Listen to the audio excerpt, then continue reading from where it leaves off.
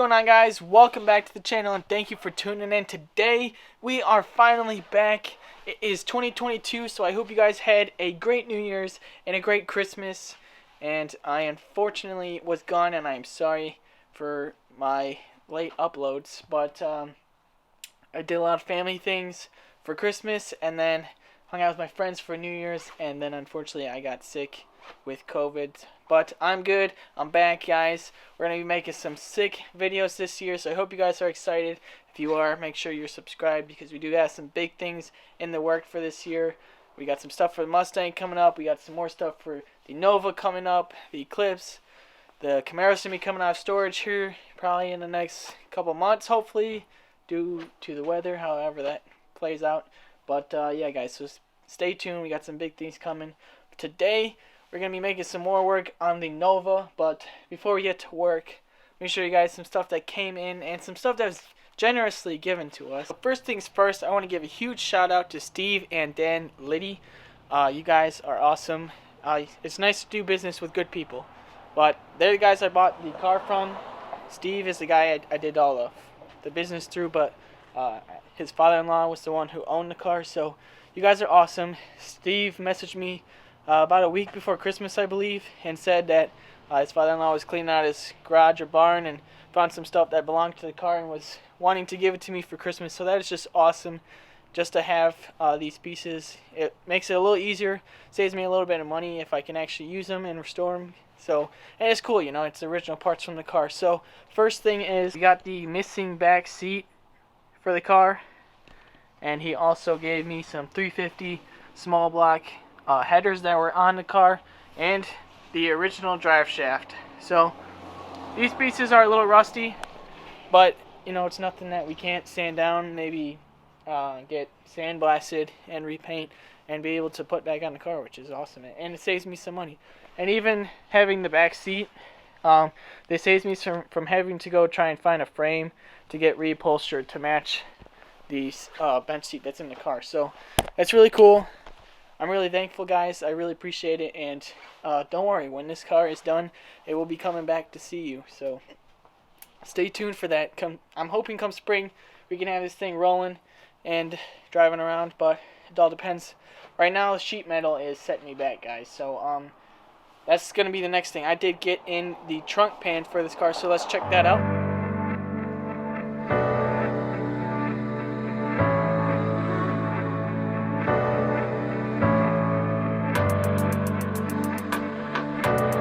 Alright, so I know this pan isn't for a 74, but it is still the same shape for outside wise.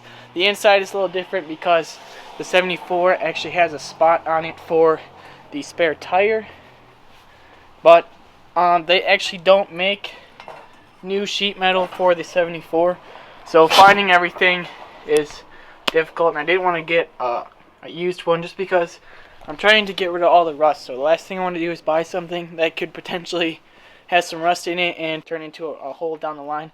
So it's better to just go with all new sheet metal. This we got from SS396. It is $369, and I had it shipped to my brother's work, so it saved me money that way, and it was only like $300 to ship. So that was nice. And we do have frame rails coming for the car because these are both pretty shot, but they are on back order, and the quarter panels are coming as well, but both of those are not expected to come in until early February, so that's kind of the big setback on this right now. It's just shipping, and but once it all comes in, this rear end will all go in nice and easy, and everything will go in and be all new and no rust, and then the whole rear end of this will pretty much be taken care of, and then we can move on to either taking out the interior to get to the floors just to make sure there's no rust there, and then cleaning up the engine bay to get the engine rebuilt and put inside. So after all the sheet metal comes in, guys, this car's going to go pretty quickly, I think, but we're making some great progress. Now that you guys kind of have an update on what's going on with this car, we're going to move on to working on it now. And what we're going to do today is get that taillight panel out so that that is cleared out of the way. We're going to test fit the new one, and then later on, probably not in this video, we're going to work on getting the trunk out and stuff when we get closer to getting in those parts. So I'm going to insert that footage now.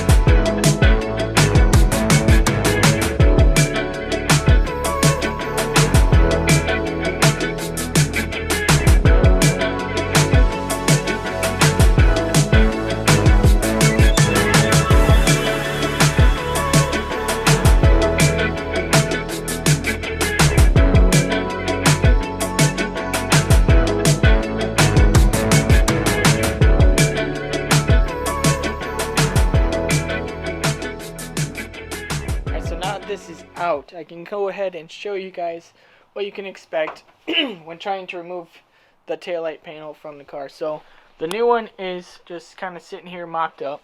It goes pretty smoothly, or matches pretty nicely. There's no big gaps or anything like I saw on a video before. So I'm expecting this to go in really smoothly.